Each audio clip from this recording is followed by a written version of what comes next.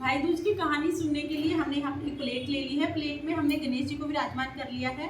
जितने आपके भाई हैं उस हिसाब से आप गोले ले लें और एक हम ले लेंगे जल का लोटा। इसके बाद हम लोग कहानी शुरू करेंगे। तो देखिए, कहानी शुरू करने से पहले तिलक कर लेंगे हम सभी को।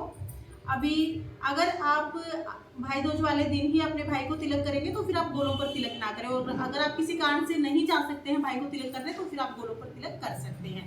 इसके बाद जो भी कहानी सुन रहा है आप उनको तिलक कर दें।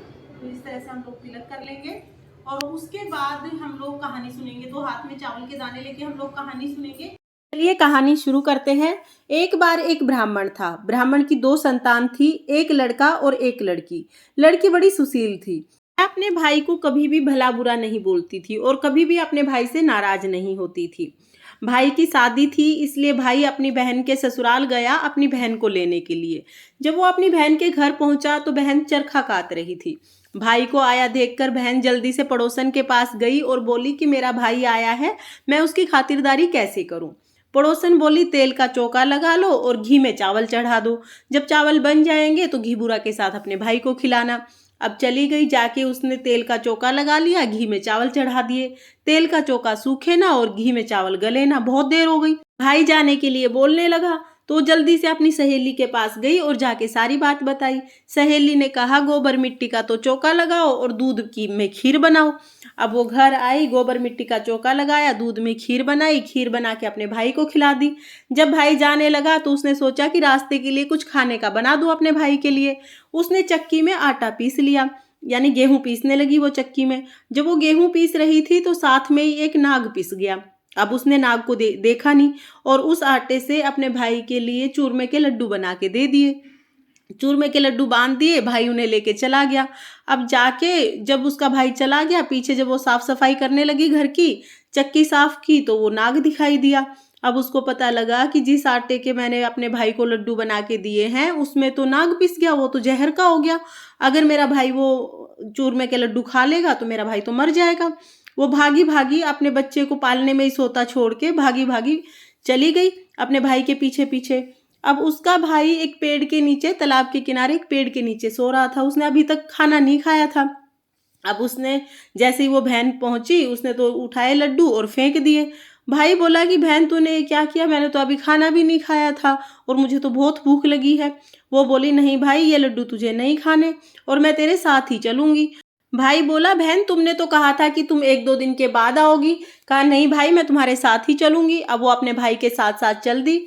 आगे चल के उसने देखा कि एक जगह बहुत बड़ी बड़ी सिलाएं उतर रही थी। उसने उस सिला उतारने वाले कारीगर से पूछा कि भाई ये इतनी बड़ी बड़ी सिलाओं का तुम क्या करोगे। उसने कहा, जो भाई अपनी बहन का बहुत लाडला है और जिस बहन ने भाई के लिए नाग को पीस दिया उसकी छाती पे रखी जाएंगी। नाग उसके भाई को खाएगा, वो मर जाएगा और उसकी छाती पे हम ये सिला रखेंगे। अब उसने सोचा कि ये तो बहुत बुरा होगा। वो समझ गई कि नाग तो उसी से पिसा है। अब वो बोली, भाई जब तुम्हें इतना पता है तो तुम इसका उपाय भी जानते होगे, मुझे कोई उपाय बता दो। वो बोले, उपाय तो है लेकिन बहुत कठिन है। बोली, चाहे कितना भी कठिन उपाय हो मैं जरूर करूंगी, तुम मुझे उपाय बता दो। वो बोले, वो बहन अपने भाई के सारे अपशगुन करे, भक्ति भंडती अपने भाई को जाए, गालियां दे, कोसे, कोई भी शगुन ना मनाए, फेरों पर अपने भाई की जगह पर बैठे, जयमाला भी अपने भाई की जगह खुद करे, फेरे भी खुद ले और सुहाग की सेज पर भी खुद बैठे। जैसे ही नागिन डसने आए नागिन को मार दे। बोली, ठीक है। अब वो तो वहीं से अपने भाई को कोसने लग गई, गालियां देती देती पीहर गई। भाई को गालियां दे। अब उसके माँ बाप अपनी बेटी का ऐसा व्यवहार देख के बहुत चकित रह गए। उन्होंने सोचा कि हमारी बेटी तो बहुत सुशील है, कभी किसी को भी बुरा नहीं बोलती, आज ये अपने भाई को इस तरह से क्यों बोल रही है, जबकि भाई की तो शादी है, सब रिश्तेदार घर पे आए हैं। पर वो नहीं मानी, बहुत समझाया नहीं मानी। अब जब भाई घोड़ी चढ़ने लगा तो भाई को पीछे धकेल दिया, बोली मैं घोड़ी चढ़ूंगी। सबने समझाया, नहीं मानी। अब जैसे ही वो घोड़ी पे चढ़ी तो शिला उड़ती उड़ती आई, आदमी की जगह औरत को देख के शिला वापस चली गई। अब सब सोचने लगे, भाई इसको तो कुछ ना कुछ पता है, इसने तो अपने भाई को बचा लिया। वो बोली, बारात में भी साथ जाऊंगी। सबने मना की लेकिन वो फिर भी नहीं मानी। बारात में साथ चली गई। बारात में साथ जाके और फेरों पे भाई को धक्का दे दिया कि मैं बैठूंगी फेरों पे, तुझे नहीं बैठने दूंगी। अब वो फेरों पे भी साथ ही बैठ गई, भाई की जगह फेरे ले लिए। घर आ गई, सुहाग की सेज पे बोली, भाभी के साथ मैं सोऊंगी। अब सबने समझाया तो नहीं मानी, जाके अपनी भाभी के साथ सो गई। रात को जब नागिन डसने आई उसके भाई भाभी को तो उसने तो नागिन को डंडे से मार दिया। नागिन को मार के और अपनी जेब में लेके सो गई तो 3 दिन तक सोती रही। अब वो सोती रही, 3 दिन में सब रिश्तेदार चले गए, सबको विदा कर दिया। विदा करने के बाद उसकी माँ को एकदम से ध्यान आया कि वो कहाँ गई, बेटी कहाँ गई मेरी। माँ ने जब बेटी को उठाया तो बेटी ने अपनी माँ को सारी बात बताई।